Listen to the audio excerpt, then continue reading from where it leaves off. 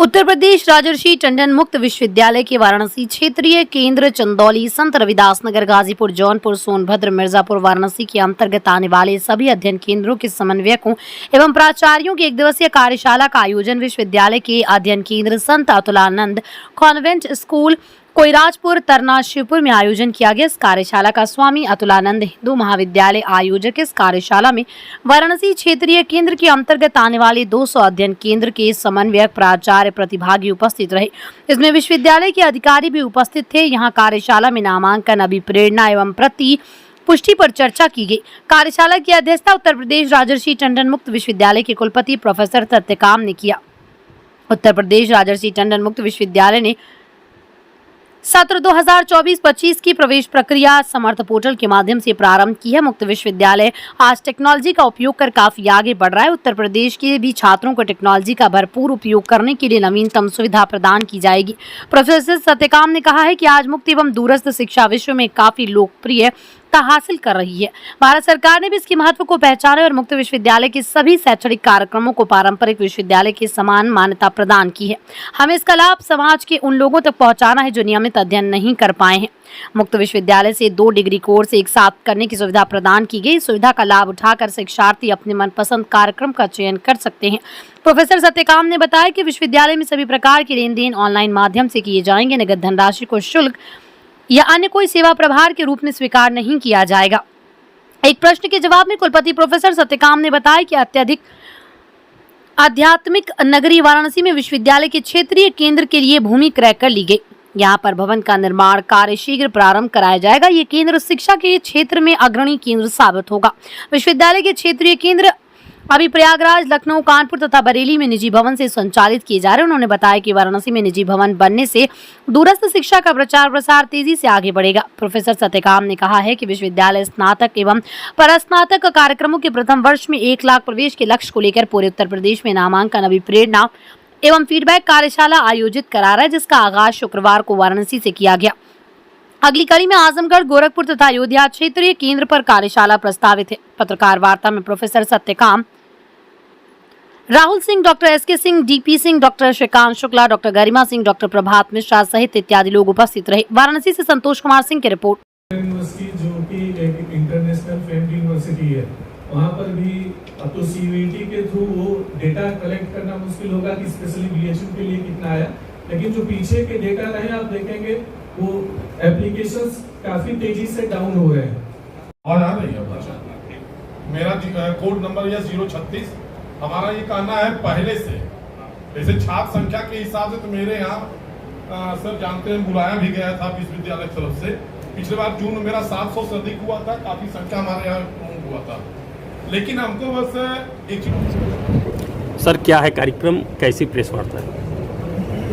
जी, आज हम लोग जो हमारा उत्तर प्रदेश राजर्षि टंडन मुक्त विश्वविद्यालय का जो क्षेत्रीय केंद्र है वाराणसी, उसमें हम लोग अपने अध्ययन केंद्र के जो कोऑर्डिनेटर्स हैं उनसे हम बातचीत करने के लिए आए हैं।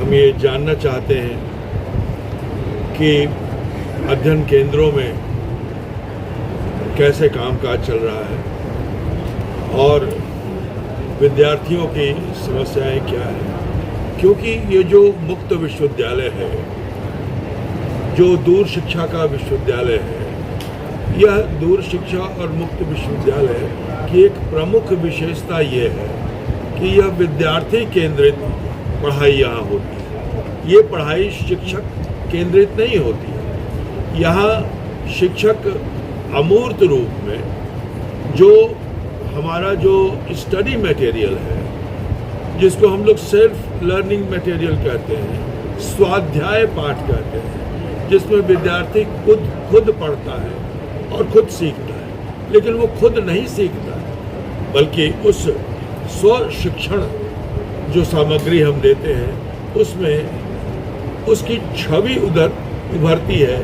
शिक्षकों की, अध्यापकों की। हम लिखकर जरूर अपने विद्यार्थियों तक पहुंचते हैं, लेकिन वह एकमात्र पुस्तक नहीं होती है, बल्कि वह एक ऐसी अध्ययन सामग्री होती है। जैसे हम कक्षा में जाते हैं और अपने विद्यार्थियों को पढ़ाते हैं, वैसे ही लिखित माध्यम से हम अपने विद्यार्थी को, उसी लिखित माध्यम को हम अपने कक्षा में तब्दील कर देते हैं। हमारी अध्ययन सामग्री में बीच बीच में हम अपने विद्यार्थियों से सवाल पूछते हैं, उन सवालों का जवाब देते हैं, अभ्यास कराते हैं, जिसको हम बोध प्रश्न कहते हैं। हम उनको स्टेप वाइज चरणबद्ध तरीके से पढ़ाते हैं। पहले जो विषय उठाते हैं उसकी प्रस्तावना देते हैं और बताते हैं कि आपका लर्निंग आउटकम क्या होगा, आप क्या सीखिएगा इस पूरे के पूरे पाठ को पढ़कर। ऐसा नहीं कि हमने एक किताब उठाया और उसमें पढ़ाई शुरू कर दी। उनको हम बताते हैं कि क्या पढ़ाएंगे, कैसे पढ़ाएंगे, आप क्या पढ़ेंगे। और जब वो पूरी की पूरा इकाई पढ़ लेता है, पाठ पढ़ लेता है, तो उसको हम बताते हैं कि हमें उम्मीद है कि आपने ये बातें, अमुक बातें जरूर सीख ली होंगी। अगर इसमें आपको थोड़ी भी कमी नज़र आ रही हो तो आप फिर से अपनी इस इकाई को पढ़िए। उसके बावजूद यदि आपको कुछ समझ में न आ रहा हो तो हमारे अध्ययन केंद्र में परामर्शदाता हैं, आप उन परामर्शदाताओं से मिलिए, वो आपको पढ़ाएंगे, वो आपको परामर्श देंगे और जिन जिन बिंदुओं पर आपको कठिनाई हो रही है उन कठिनाइयों को दूर करने का प्रयास करेंगे। एक अध्यापक के नाते हम लोग ये कोशिश करते हैं, कॉलेज हो, चाहे सरकारी कॉलेज हो, चाहे एडेड कॉलेज हो, सब लोग मिलकर हम लोग उच्च शिक्षा को आगे बढ़ा रहे हैं। और ये जो ओपन सिस्टम है, ये जो मुक्त विश्वविद्यालय है, वो मुक्त विश्वविद्यालय इनकी मदद कर रहा है। कहीं भी कोई ये विद्यार्थी हम ले लें, ये विद्यार्थी हम ले लें, तो उस विश्वविद्यालय का विद्यार्थी कम होगा। ये बहुत बड़ी भ्रामक स्थिति है, भूल है। कोई किसी का विद्यार्थी नहीं ले रहा है, सब विद्यार्थियों को मजबूत कर रहे हैं, सब विद्यार्थियों को सशक्त कर रहे हैं।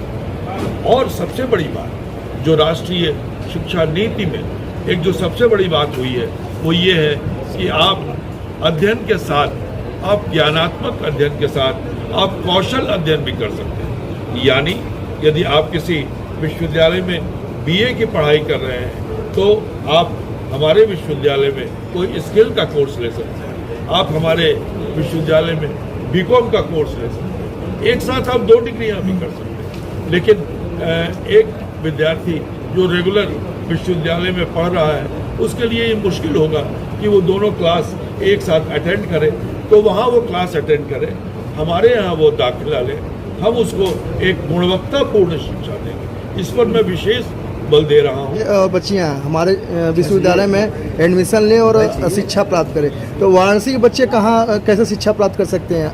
इसके बाद वाराणसी में तो हमारा केंद्र है।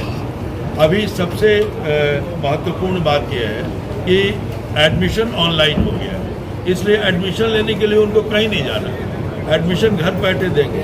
और देखिए, सभी बच्चे आजकल उनके पास मोबाइल फ़ोन है, स्मार्टफोन है, सभी उस पर सिनेमा भी देखते हैं, डॉक्यूमेंट्रीज भी देखते हैं, फिल्म भी देखते हैं। इसलिए अब वो ऐसा नहीं कि वो उनके लिए कंप्यूटर या मोबाइल कोई ऐसी चीज़ रह गई हो। हम बच्चों से सीखते हैं कैसे चलाएं मोबाइल, तो ऑनलाइन भरना है।